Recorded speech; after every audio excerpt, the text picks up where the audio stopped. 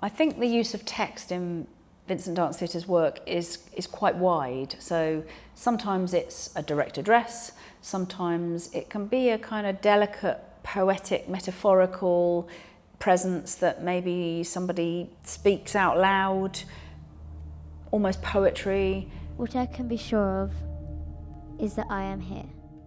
So text might appear in Vincent Dance Theatre's productions on stage, on film or online as part of a soundtrack that Jules Maxwell might embed. When I first came into care, I was really confused about it. That soundtrack might include recorded conversations and testimonies from people who have been involved in the early research of the work.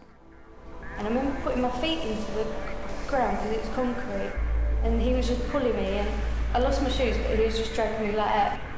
No words were coming out. I wasn't trying to fight him, I was just... Which is much more hard-hitting, much more real-life testimonies, much more take you out of the theatre into the real world.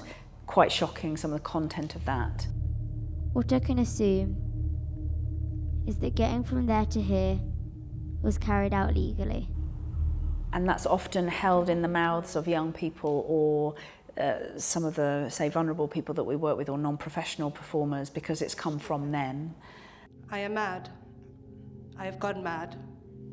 I have gone completely mad. One is more abrasive and difficult and challenging, and one is more metaphorical, slightly abstracted, obviously performative when it's in the mouth of, say, someone like Rob, who's the narrator, if you like, or the spokesperson for the rest of the cast. There it is. The problem. Outlining the argument, sketching things out. This is about men, about being a man, a son. How we devise the work, we often write to work out what the themes or the things that people might say in the work are. Robert Clark and I often write direct address monologues, for want of a better word, that he might use to stumble into a space and explain where we are and who we are. So let's get down to it. We're going to try and demonstrate some things tonight.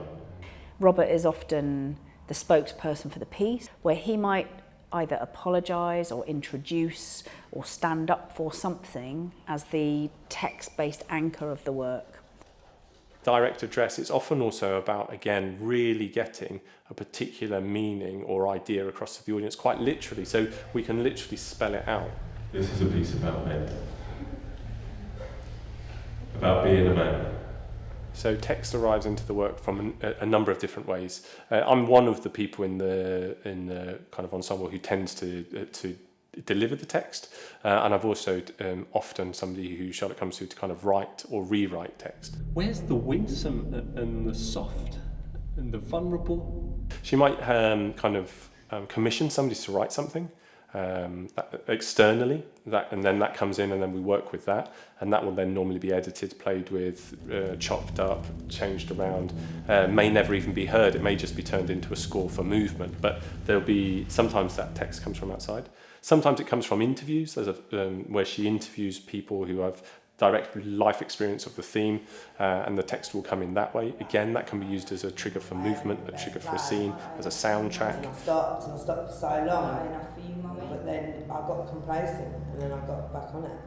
Or it can be almost like lip sync to or taken and kind of you're saying the words as you're hearing them. I used to dress up like makeup wise, and Guy tried it on with me. I think what Charlotte does really well with text is rather than get me to deliver the kind of really nice right-on political message, which I think it might be a cynical a thing to say, but I think there's an idea that the audience might struggle to hear that. It might be a bit too sweet or a bit too just, is this just political correctness? Like, why is he saying this? So instead, by getting me to kind of say those words or kind of like make fun of those words or to be kind of off in how I'm dealing with them, it kind of puts the audience really like guilt-free into the position of being able to just own it, like, and be like, that's not okay.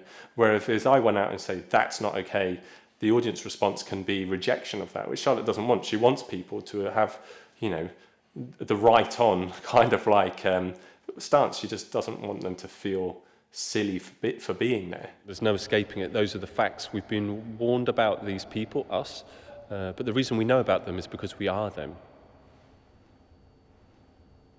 White, male, stinking of privilege and ego, and that's just what you can see. So then I become kind of an antagonist to kind of provoke that response in them. So it's quite manipulative, but it's really, I think, quite clever. I've never been in the role of preacher. Often what I will be is somebody will come out and try and say the right thing, and then I'll go on stage and undermine them. I used to have a problem with ejaculation.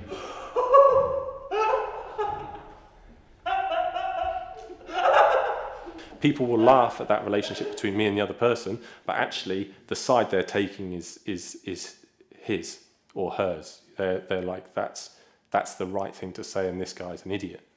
But it's funny watching him be an idiot.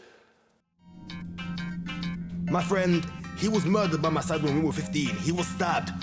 I was also stabbed in my chest. I was butchered in my back. Text has a really strong relationship in terms of meaning. You know, I think text accesses an audience in a way that they can very much understand. Why would a young person want to pick up a gun and just because someone lives in a different postcode, be prepared to shoot it? Why would a young person want to pick up a knife and stab someone at random?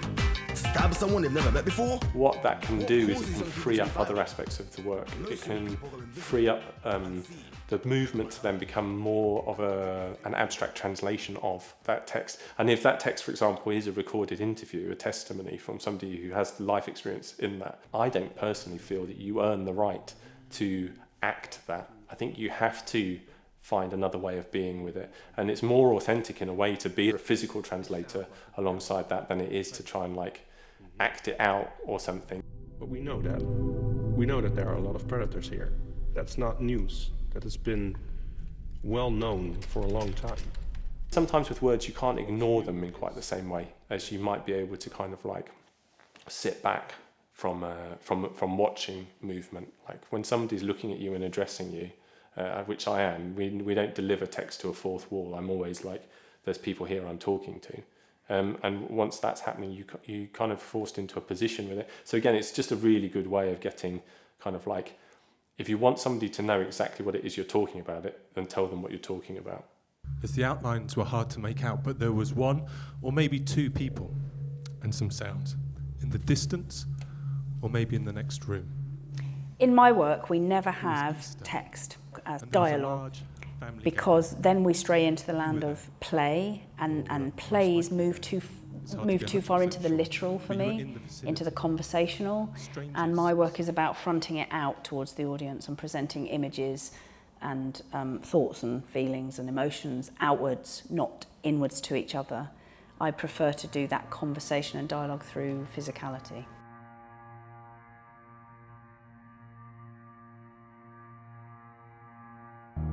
The man of the house shouts loud. The man of the house doesn't do handouts. The man of the house, he stands out. I've also worked with spoken word artists like Eben Roddis, who was in Shutdown, who was a young teenager who brought his brilliance with words into the mix and actually anchored the whole production with spoken word sections that he'd written. Women and men are equally strong. Both mothers and fathers do rights and wrongs, and the man of the house does not need to strike with the speed of a praying mantis. Janusz made really beautiful choreographic solos that matched and were fed by Eben's spoken word sections. And that formed a really big part of that production, actually. One of empathy, reaching out with more arms than a centipede.